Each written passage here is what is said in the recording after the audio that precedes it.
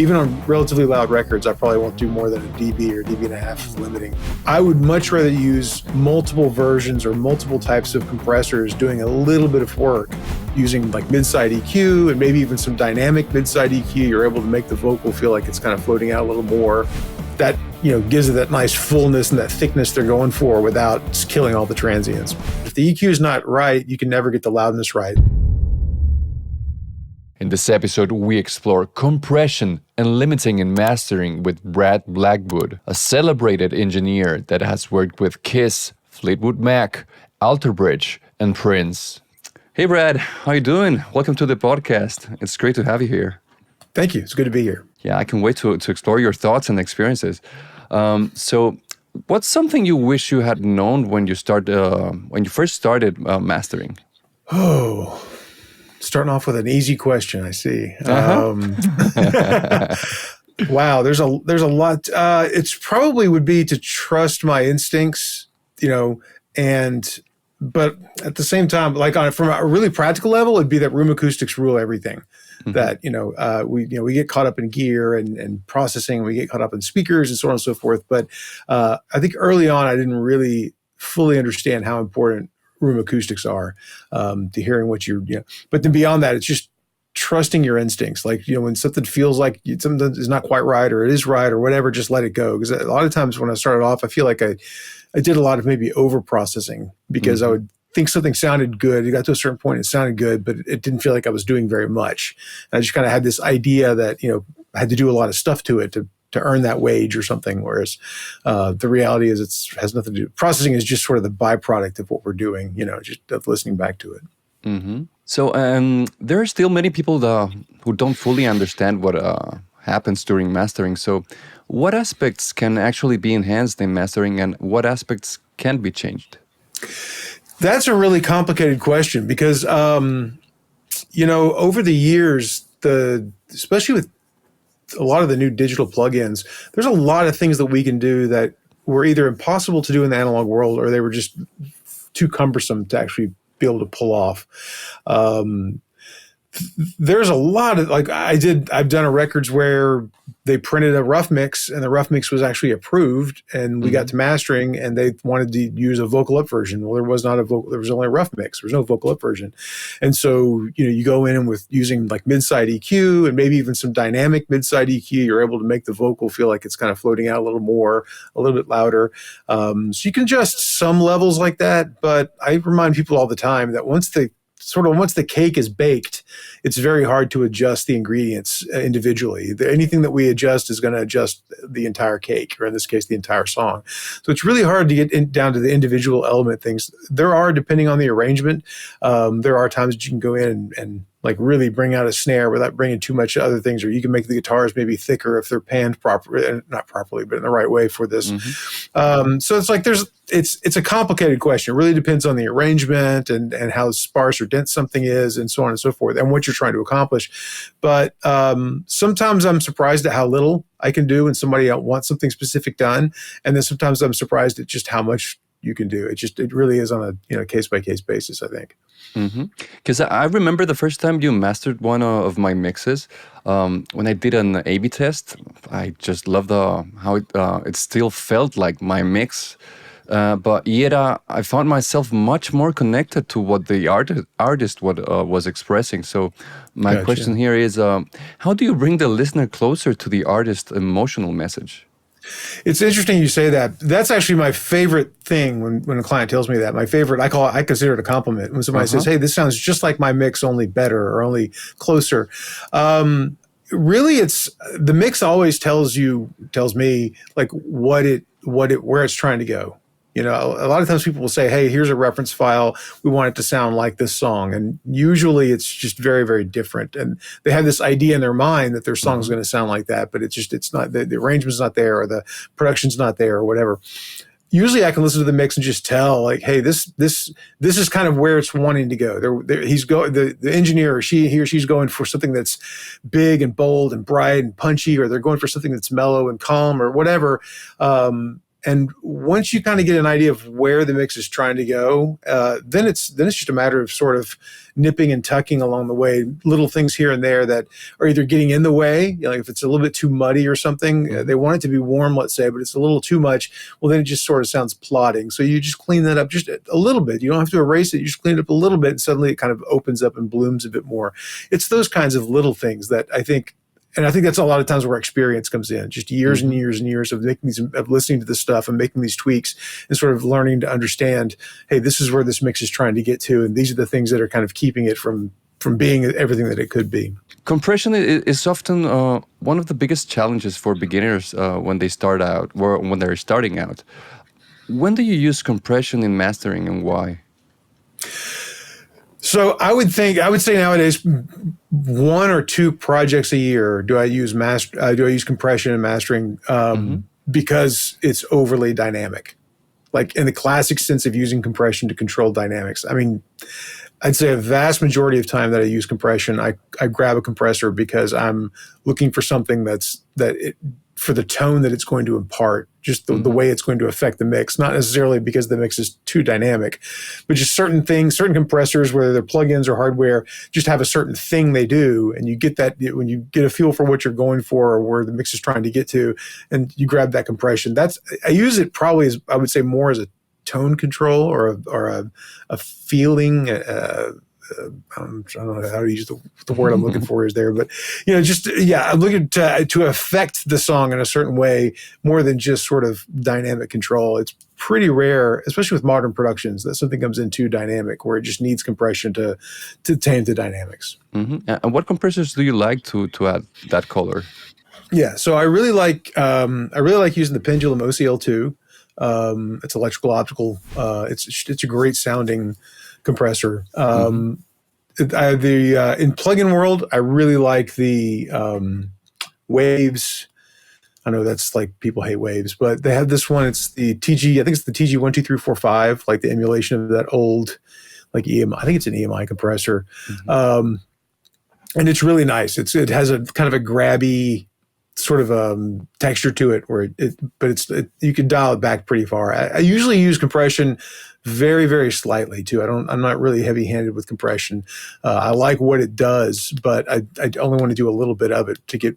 I usually need to use a little bit of it to get where I want to get with it, if that makes sense. The Waves plugin it's the gray one. It's the gray one, right? It's not the master. Yeah. No, it's the gray one. I don't know. Yeah, I don't know if that's the one I was talking about or not. The TG, I think it's the TG 135. Yeah. It's like a panel. It's also got an EQ, and I don't use any of that stuff. I just use the compressor itself. But I just really like that one. Yeah, I'll go use, and usually I'll put the high pass filter on.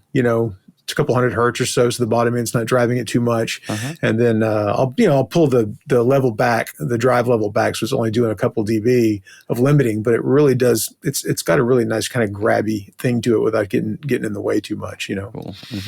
It makes it nice and fat. What is the best way to learn how to set up a compressor? Probably trial and error. I mean, just spending a lot of time with it, because different compressors are sensitive in different ways. Some of them need to get hit really hard before they start doing their work. Some of them, very low input gain, or not relatively low input gain is what's needed. You want to give it a lot of headroom. It's just sort of like each one you just want to play with. But typically I will start off, no matter what the compressor is, with a pretty slow pretty slow attack, pretty fast release, pretty low ratio. I mean, I generally like stuff in the 1 point whatever to 1 ratio, so that I can, if it's moving the needle very much, it's doing everything I need. And then it's just sort of playing with it from there. Just know that, listen to the transients. I mean, because that's what I'm trying to do, is I'm trying to make sure that the transients remain, but you get the coloration that you want. And that's really that fine line. That's why the slow attack really works, that you're not killing the snare, because you don't want stuff to start just sounding like 2-dimensional and flat. You want to have that 3-dimensional vibe to it. But yeah, I would if you start off with a slow attack, fast release, and just sort of dial it in. A lot of times I'll crank it up pretty hard and let it really go crazy, just to hear what it's doing in its most extreme state, so I can get an idea of what that compressor sounds like when it's working, and then dial it back to where it kind of feels right. Because so many compressors work and sound really differently. So it's like you just kind of have to play with each one of them. If you're just learning how to use compression, that's a really broad thing because, again, each compressor works differently. Every source is going to work differently. What are you going for? The nice thing about what you're doing in the recording, tracking, and the mixing field is that you guys are working way more creatively, I think, than we do in the mastering room. You're actually creating everything, and you can do crazy stuff that we could never do in the mastering room, right? So that gives you a lot of latitude, and a lot of playing with stuff and just practice. I can't. That's what I tell people all the time when they're starting off. Like, just listen all the time, practice on stuff all the time. Even if you take already mastered tracks and you master them yourself, your hands are tied, especially if it's something relatively modern, because it's going to be pretty loud. But just keep working on stuff and playing with stuff when you have time to do that. Mm-hmm. So you got me thinking here. Is there any difference in how you use compression during mastering than mixing? Oh, sure. Absolutely. First of all, like, I've seen guys, same thing with EQ. I see mix guys all the time who do, multiple dB of compression, 3.6, they'll bury a needle. That, I would say that probably almost never happens in mastering. And most times, if you're doing if you see the needle moving like a dB, that's as much as you need to be doing. It's similar with like EQ. Like, it's not uncommon to see mix engineers or tracking guys even use what I would consider extreme levels of EQ, 6 dB, 7, 9 dB. I can't remember the last time I did probably more than plus or minus 1 dB of EQ.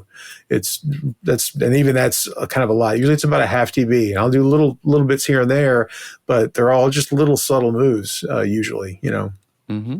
And do you ever use parallel compression?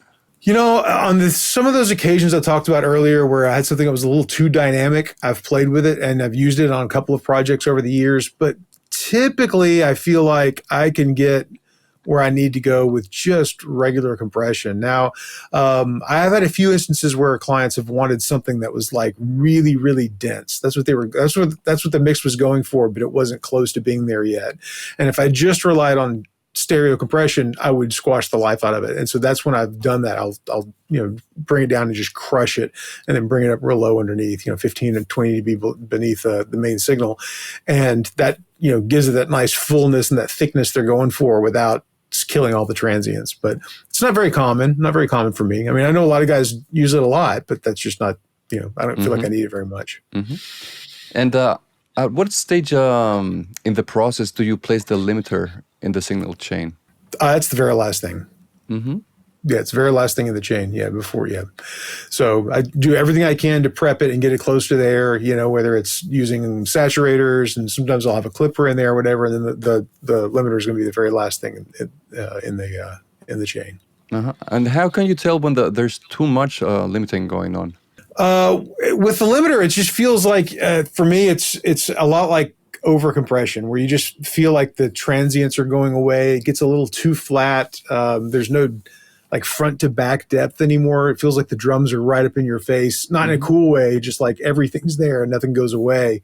But I feel like if you prep the signal properly, and that's like I use a bunch of processing. I'm in a lot of ways I'm a minimalist in that I don't do a lot of heavy-handed stuff, but I'll use a bunch of different things to get it there. I may use like a teeny bit of Oxford limiter, followed by a little bit of that metric halo mix head, followed by a little bit of a clipper that I like, and then a limiter. And it's just, all of them are doing just little bits of things, adding density or shaving off some of the transient stuff, so that it kind of gets it in this window where I don't have to do a tremendous amount of limiting. So I, typically, even on relatively loud records, I probably won't do more than a dB or dB and a half of limiting at the end of it when it's all said and done. Mm-hmm. So you usually start working on the frequency balance first and then the dynamics? Yeah, the very first, I usually work on, I almost always start off with EQs and try to get that close to right, and then focus on some dynamics work, and then it sort of goes back and forth. I'll go back and forth with them until I get, I'll get it close, and okay, what am I hearing now? Okay, it needs a little more of this or a little more of that, and then go in and reach, and whether it's EQ or a little more, it's too dynamic, or it needs to be a little louder so I can get a feel for it. I've tried working in different ways. I've tried starting off like working on the loudness and getting it pretty loud, and then working on the EQ. But if the EQ is not right, you can never get the loudness right. So you're just kind of chasing your tail by doing that. So I feel like starting off with the EQ, and the EQ probably does most of the lifting in my mastering chain. It's always been that way, whether I'm working analog, digital, hybrid. The EQ does most of my work. So when you look at my desk, I've got like 7 EQs and 2 compressors, and that's just kind of that's the norm for me. It's like I'm always got these different ways to EQ it, because I feel like that's where most of the work comes in the mastering room. Mm-hmm. And how important is the first listen to a song? So that's funny you say that. So there's a mastering engineer that died about 20 years ago named Denny Purcell. He was in Nashville, and he was a really, really successful mastering guy, and a fantastic dude. And he had this quote that he said, he goes, "You only get to hear it for the first time once." Yeah. And so a lot of times clients will send me something and they'll say, "Hey, give this a listen. This is what we're going to send you. Just tell me what you think."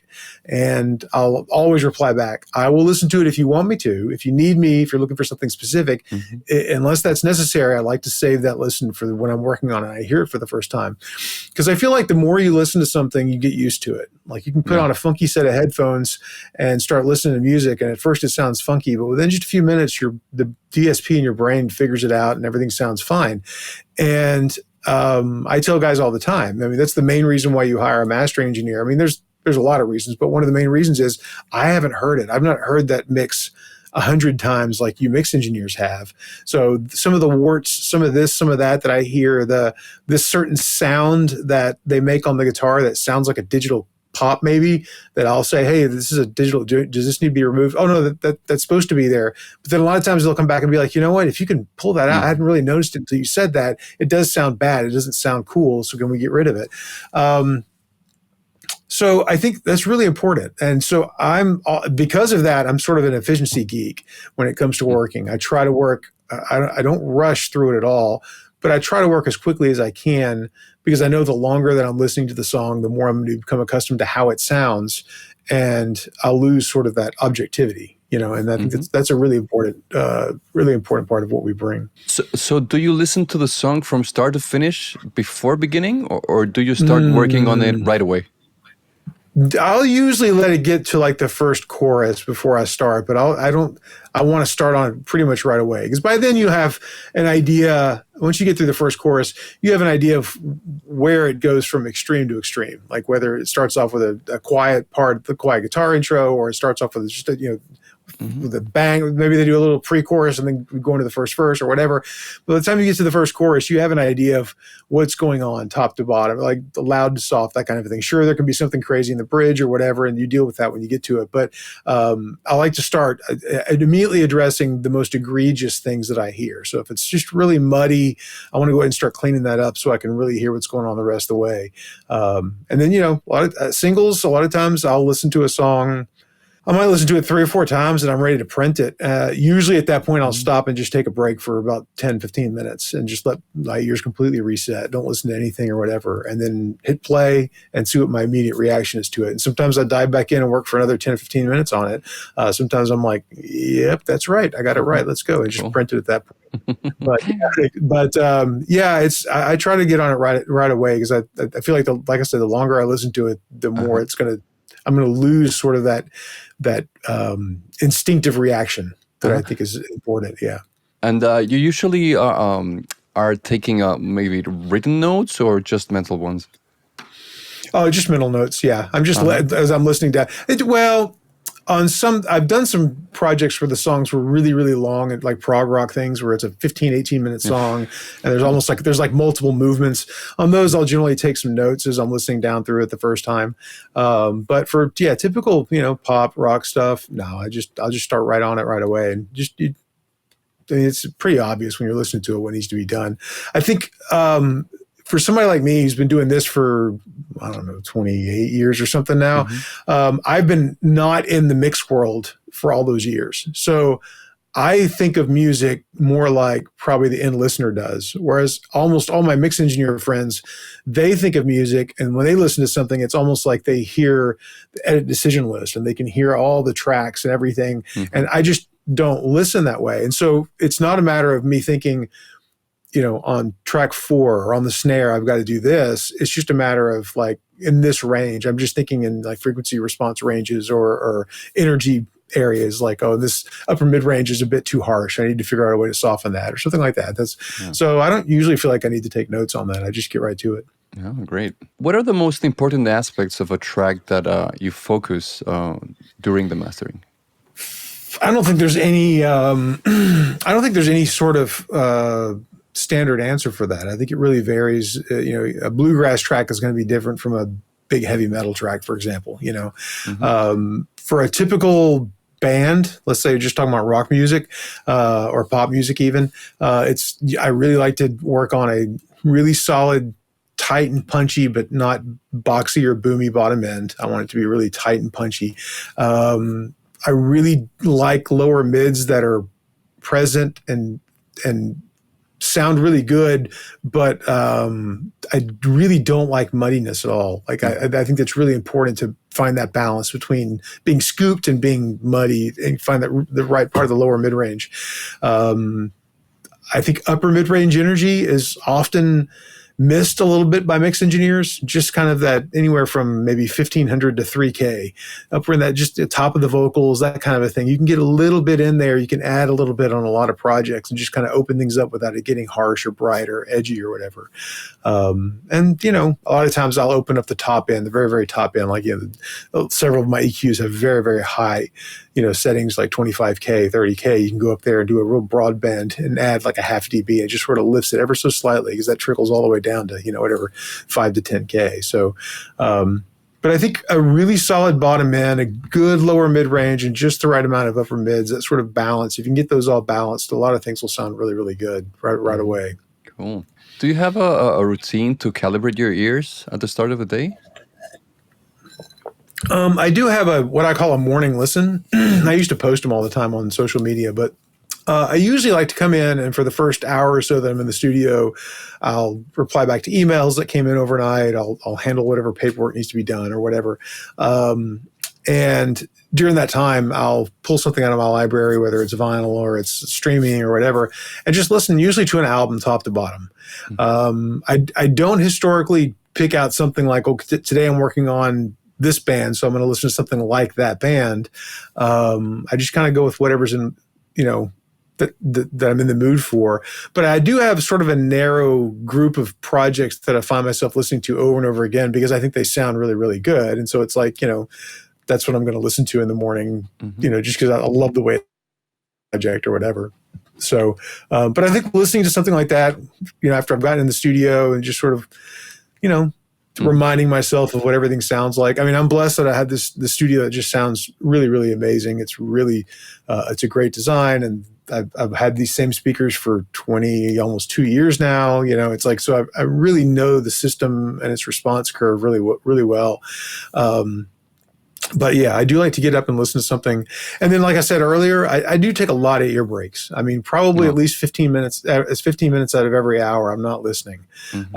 So I'll work for a little while, and I'll stop and I'll go get some more water or get a coffee or something, or I'll just sit and answer an email or scroll through social media or whatever. So if you see me posting something on Facebook, or I like something on Instagram or something in the middle of the day, you think, well, he's taking an ear break right now. It's just a way for me to disconnect and let my ears sort of reset. Because I have found, and this is probably true for everyone, but at least for me, if I'll stop for 5, 10, 15 minutes and then hit play again, it's remarkable how quickly in that 30 minutes or so I was working before, I can lose the objectivity I was talking about earlier. I can think, man, this is really sounding it's really good, and I'll stop for 10 minutes, come back and hit play and go, ooh, it's a little bright. I've made it a little too bright. I need to back that down a touch, It's really amazing how quickly your ears reset when you give yourself a little bit of a break there. So I try to do that every hour at least. I noticed in one of your Instagram photos that your desk is behind you. Why did you decide to set it up that way? So the desk that we've got is a custom built one from Sterling Modular that we had made in 2007. So it's acoustically relatively transparent. That's what they're known for, is making these.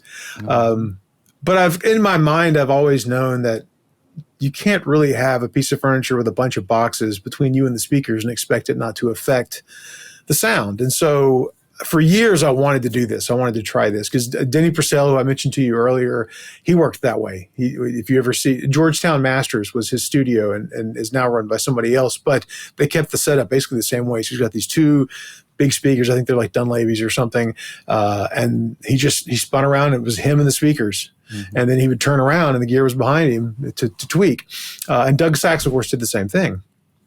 And so those two guys, for various reasons, had a big impact on me in the way that I listen to things. And so for years, I wanted to try this. But, I mean, if you've ever thought about disconnecting all of your equipment and moving it around and then having to run new lines because now you're further away from the machine room and all this, it's kind of a headache. But a few years ago, I don't even remember when it was now, I decided I'm going to try this. I'm at a point now. I think for a lot of time I wanted to do it. And I was kind of scared to do it because I was afraid people would look at me and think, well, what is he doing? He's crazy. But then I thought, you know what?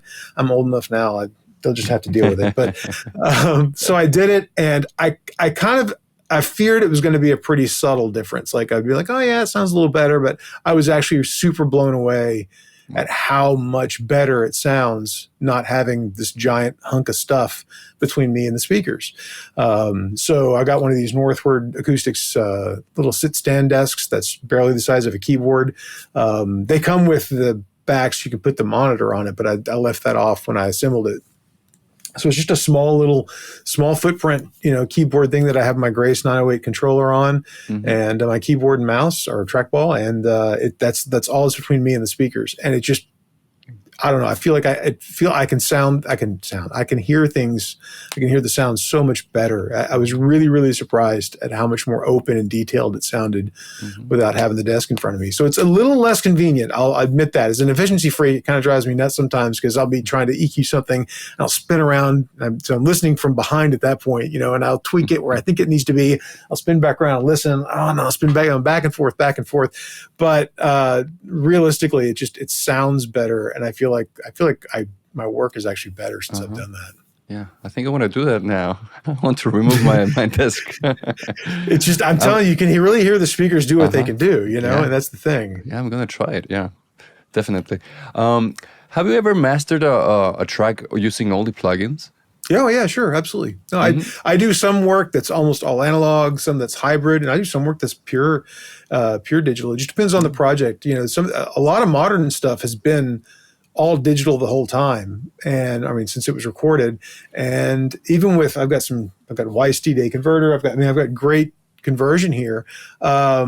Even with that, there's times that you lose a little bit. The bottom end's maybe not quite as solid. You lose a little bit of that punch, or you lose just a little bit of detail here or there.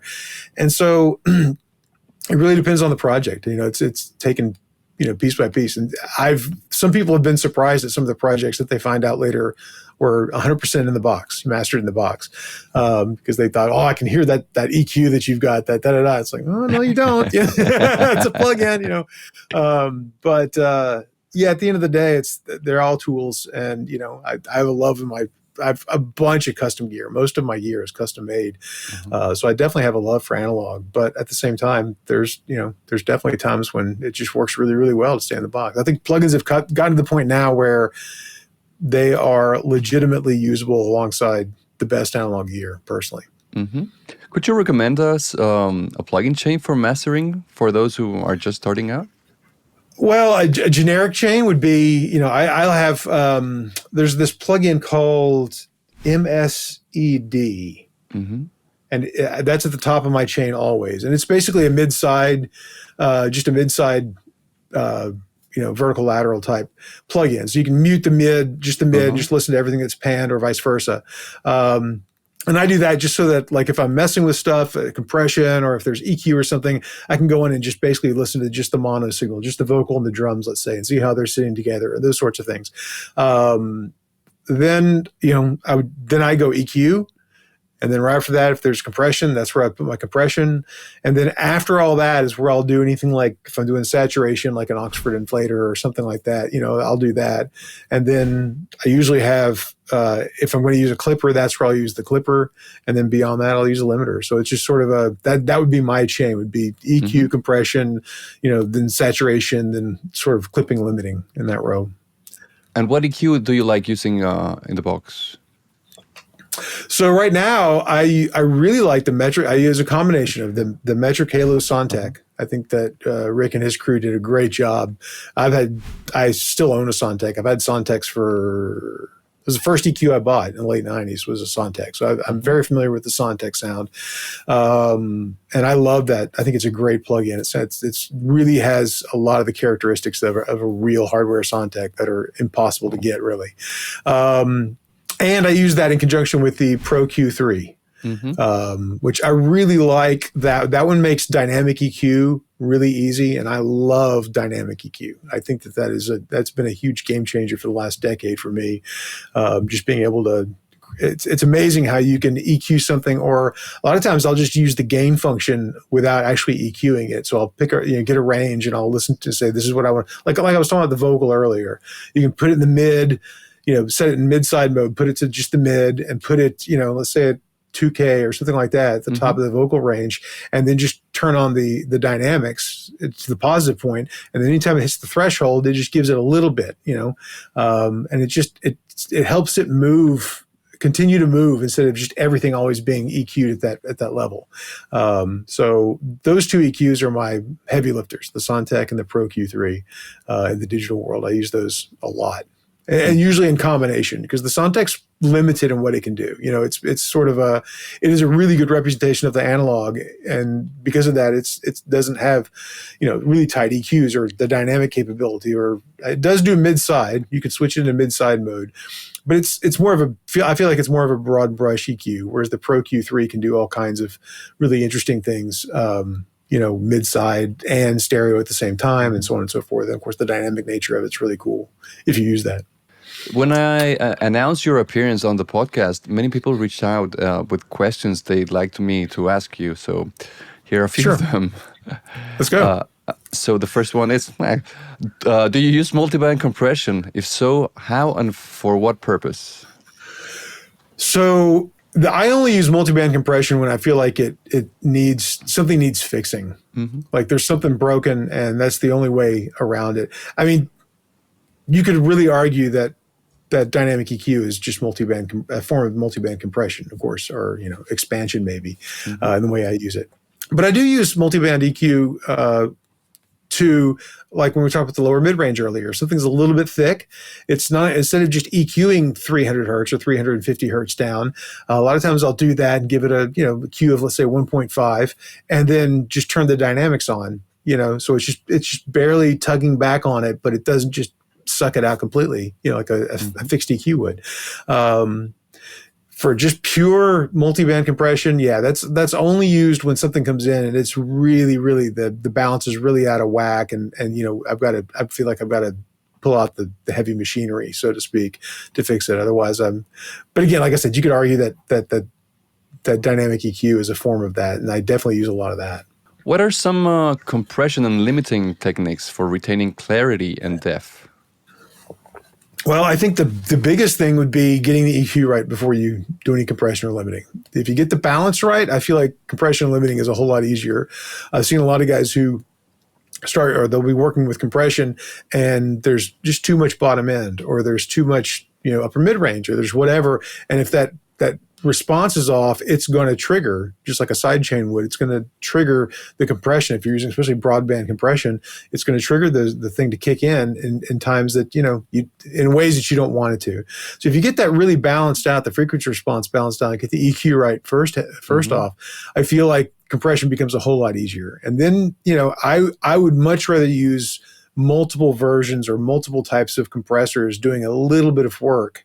So each of them, allows the transients to remain, than trying to do a lot of work with one compressor. Because I feel like when you do that, you end up more often than not, or at least I do, I end up feeling like I'm sucking the life out of it with one big, doing 2 or 3 dB of gain reduction instead of doing, maybe 2 different compressors with each doing a dB or so. What limiter are you using in the box? That's the Weiss device limiter. Yeah, I love that one. And I don't use the one in the DS1. I use the MML. I think it's called. I don't know. I think it's just a little standalone limiter. It's not the one that comes with the DS1. Oh, cool. Or I mean, it may be packaged with it, but I mean, a lot of times people use the I think it's the DS1 they use, and they'll use the limiter in that. But I like actually using the little MML. It's nice. There's some things you can do. There's different settings, and then you can tweak it from there. And I've got a nice little preset that I came up with that seems to do a good job. It protects it, but I can get some gain out of it, but it doesn't suck the life out of it either. Cool. What are the most common mistakes you find in mixes done by less experienced mixers? Okay, so one of them is super simple to avoid, and that is a lot of guys feel like they need to top and tail the songs before they send the mixes to me, meaning, clear the silence at the top and the beginning. And it's far too common that you'll get a mix come in and they've actually clipped a little too much, and so you've lost a little bit of the transient on the head of the song. Just leave space at the head and tail of the song. Give us room. We every time we assemble stuff, every time we master everything, we're topping and tailing. So this is part of the routine. You're not paying extra for it. Beyond that, I would say it's probably room acoustics associated. I think most guys don't realize that they're tying their hands behind their back if their rooms aren't treated, and it's not sexy and it's not fun, and it's also really confusing. Like there's a lot of mixed information out there about how to treat your room and where you should set your speakers and all this kind of stuff. And but if you can get your room just even slightly treated where it's like a reasonably flat response, it makes a huge difference. There's so many people out there that when they're given that opportunity, suddenly their work sounds really, really, really good. And without that, they really struggle because they're fighting against the room acoustics the entire time. So as a tip, I would say, man, as unfun as it is, get a bunch of absorption going in the rear of the room and work on your bass trapping and make sure you've looked at all your first order reflections and just get that stuff under control. Because if your room sounds good, your mixes will sound so much better right out of the gate. It's amazing the difference it makes. What are the top signs that indicate a mix isn't ready for mastering? It's very rare that I tell somebody that it's not ready to be mastered. Partially because I don't feel like it's my job, unless they ask me to tell them that. It's not my job to say, hey, this isn't good enough. I mean, if the artist and the mixer both love it, then they love it for what it is. And sometimes I don't hear it. I've worked on plenty of projects in my career that I promise you, I never understood what they were going for. Like it just didn't sound right to me from the get-go, and they loved it when they were done. And they've come back, some of them years later, using me over and over again. They still love that first record we did. That sounds so cool. And it's like, I don't get it. So because of that, because it's subjective, I'm really careful about sending stuff back. Like something's got to be really out of whack before I'm even going to ask about it. The most common thing, and it's not even that common, is somebody who doesn't listen to your mixes after you bounce them. How about that? Let's just say that. Listen to your mixes after you bounce them, because it's not super common, but it's not uncommon for me to get a mix and I throw it up and hey, it's mono. Really? They bounced it and they didn't, and somehow they had it set to mono for something and they forgot to undo it, and they bounced it and they didn't check the mix before they sent it, and so usually it's a scramble, and 10 minutes later I've got a stereo version of it. But there's a lot of things that I'll get, and I've had plenty of guys before that they send me a mix and I master it and I'm like, this okay, it's not really, I'm not really hearing it, and they get it back and they go, oh my, I don't know what happened, that didn't sound anything like what I meant to send you, I'm sorry, let's and they bounce it again and listen to it and send it to you. So definitely listen to your mixes before you send them in for mastering. Don't take for granted that what you've been hearing throughout the entire process and the last time you listen down is exactly what gets printed, because I don't know how all the different DAWs work, but I know, some of them monitor and bounce in different ways and so on and so forth. So just check them all. You don't have to listen to the whole song necessarily, but at least listen to the first few seconds of it and make sure that you got what you thought you were getting. What are your thoughts on the use of compression in genres that rely heavily on dynamic range, such as classical or jazz? That would be the case where it's kind of like what I said earlier. Like I would probably not use it for controlling dynamic range unless it was just out of control. But I've not done a lot of classical music, but I've done quite a bit of jazz, and they generally like the dynamics. They like stuff they like the drums to be dynamic like drums and so on and so forth.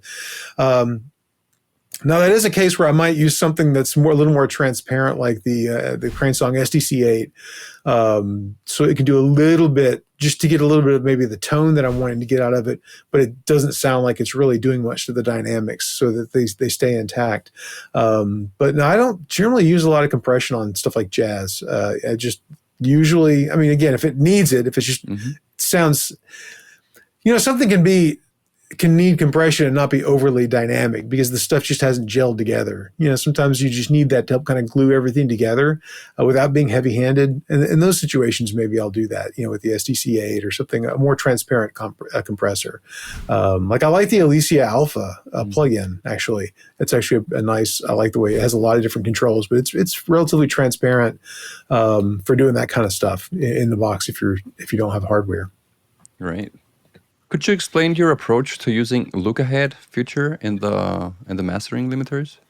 I think most of them now are all Lookahead, aren't they? All the digital limiters, or I think they have to be. I think it's the whole reason why people use digital limiters in the first place is because obviously it's a small delay, but it's looking ahead before so it knows how to. So, I mean, I can't imagine using an analog limiter. I know that Greg at Pendulum made I think it was the PL2 was an analog limiter that he made, and he sent me one, and I played with it for a while, and it sounds kind of cool, but it just couldn't begin to keep up with the music like a digital limiter can, because you can you have that delay built into it. Now, I don't always use the hard ceiling, the ISP protection.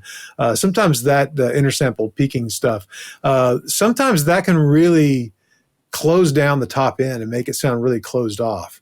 And I know I get that, you're having intersample peaks and so on and so forth. Look, at the end of the day, we're making art and we're trying to make it sound good and sound as good as it can wherever it can.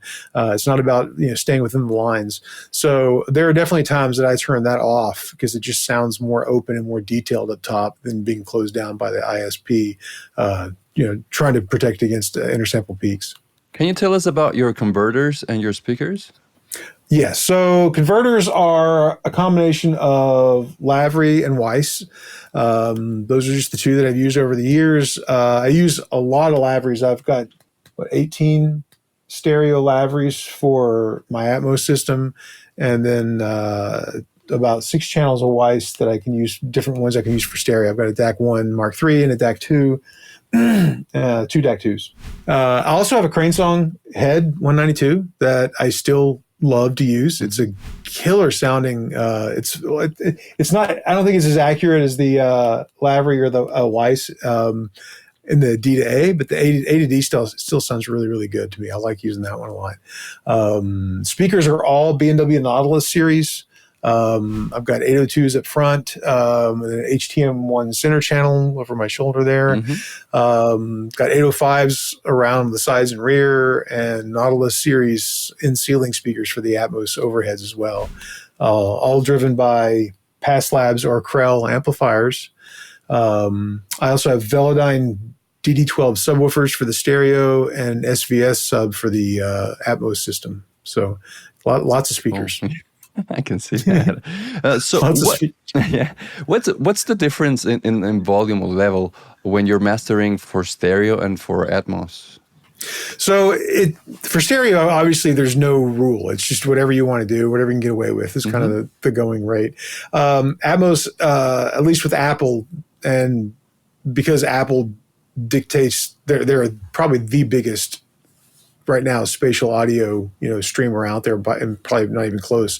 They have hard guidelines that you have to stick to.